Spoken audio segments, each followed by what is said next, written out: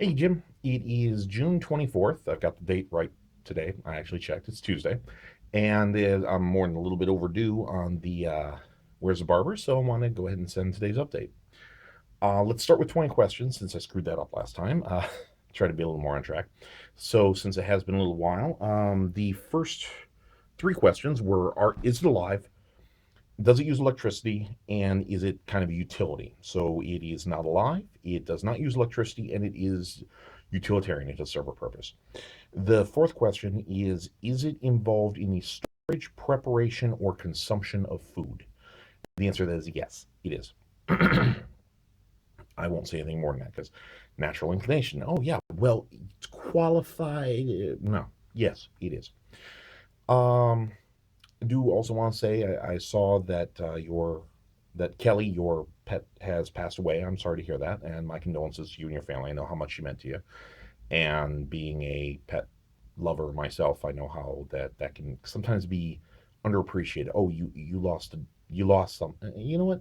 They become a member of your family. They mean something, and their passing is not just something to be overlooked. So I'm sorry for your loss, and I hope you guys. I'm sending good feelings your way. So I did want to talk something somewhat lighthearted today. There's a meme going around the internet right now of what city you should live in, and apparently you answer a bunch of questions, and it'll tell you you should be in San Diego or you should be in Copenhagen or whatever it happens to be. And one of my friends came back that she should live in Seattle, and she posted, "Oh, wow, I wonder what Seattle is like." And one of her friends immediately came back with, "Oh, it rains all the time and it's terrible and it's great." It's really interesting about stereotypes. It's kind of what I was thinking about. It's like, you tell somebody, "Oh yeah, I grew up in the suburbs of Detroit," and people immediately have these, "Oh, is it really that dangerous in Detroit?" Or do people? And you know what? At its worst, every city is going to be terrible. At its best, every city is going to be beautiful.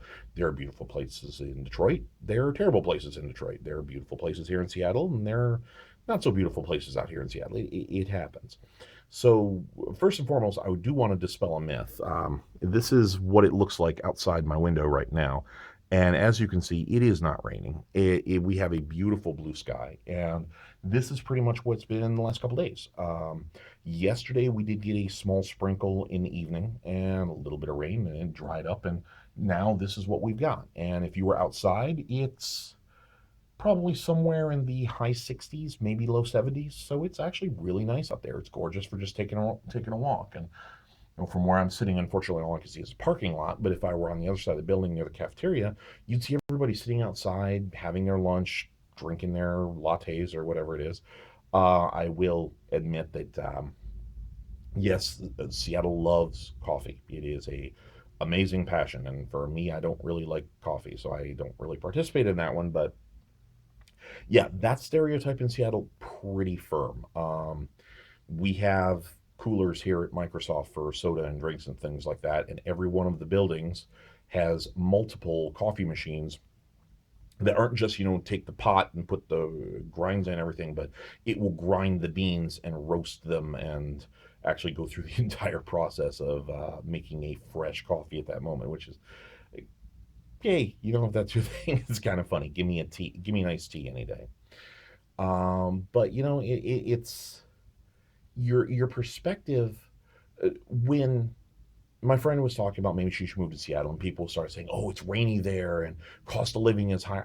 I felt myself actually getting defensive, not Haiti, of course, not Haiti, but definitely a sense of, "Hey, you just said." Oh, it rains all the time, or at least that's what the girl that I used to know who lived there for a little while said. It's like,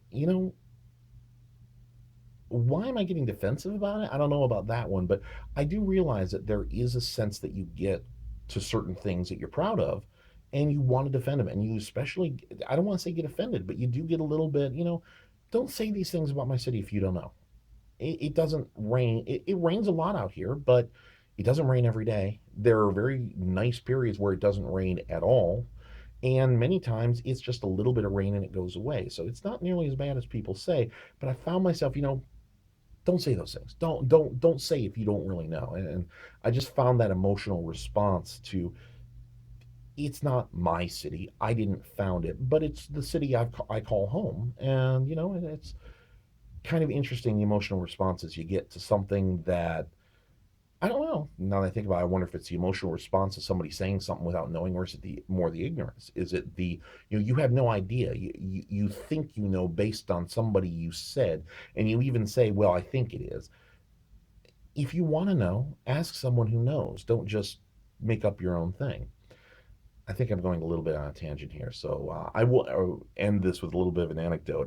In your last video, you kind of did some editing, so you moved from one side of the camera to the other side of the camera, and so on and so forth. And I remember sitting there going, "Okay, is he just applying like a flip uh, translation on it?" So it's just okay for from 1 minute 38 seconds to 1 minute 51 seconds flip the image so that it looks like he's on the left side or he's looking at the right side. So I started looking like at your face, and I'm like, okay, I think Jim's got a mark on the left side of his face.